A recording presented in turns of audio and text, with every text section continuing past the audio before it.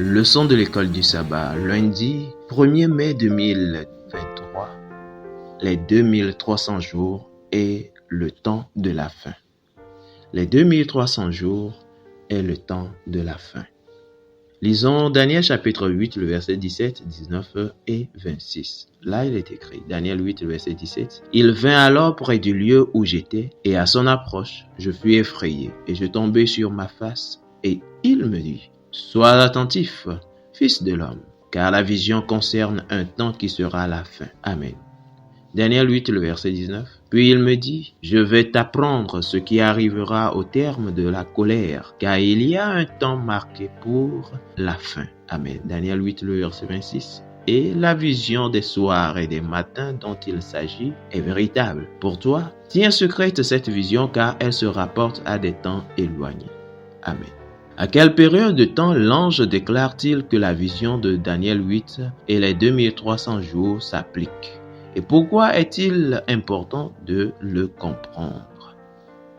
Certains soutiennent que les 2300 jours sont des jours littéraux. Ils croient également que la petite corne de Daniel 8 s'applique au chef militaire Séleucide Antiochus Épiphane de 116 avant Jésus-Christ à 164 avant Jésus-Christ, qui a attaqué Jérusalem et profané le temple juif, même si 2300 jours ne correspondent pas à sa période de temps.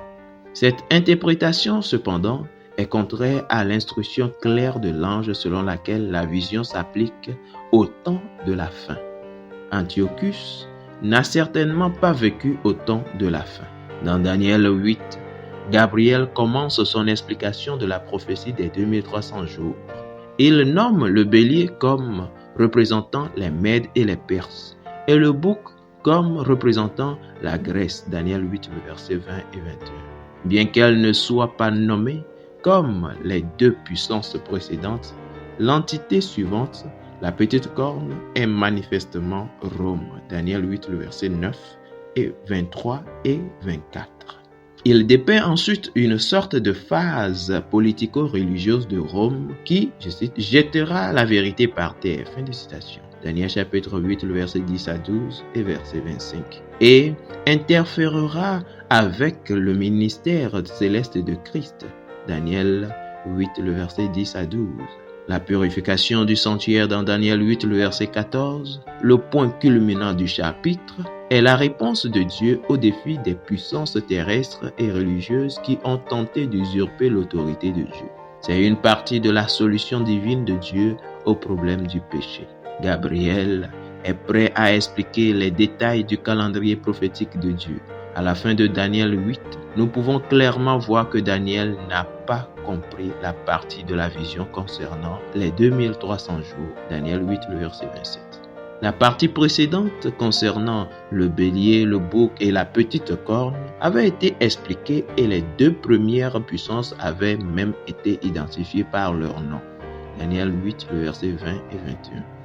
La purification du sanctuaire n'était cependant pas expliquée. L'ange Gabriel, qui est apparu dans Daniel 8, apparaît maintenant dans Daniel 9 et lui dit, je cite, « Lorsque tu as commencé à prier, la parole est sortie et je viens pour te l'annoncer, car tu es un bien-aimé. Sois attentif à la parole et comprends la vision. » Fin de citation. Daniel 9, le verset 23. Quelle vision? Comme nous le verrons demain, la vision des 2300 jours, la seule partie de la vision précédente dans Daniel 8 qu'il n'avait pas encore expliqué à Daniel. Gabriel appelle Daniel bien-aimé. Qu'est-ce que cela nous apprend sur le lien intime entre le ciel et la terre? Fidèles auditeurs et internautes, que Dieu vous garde. Amen.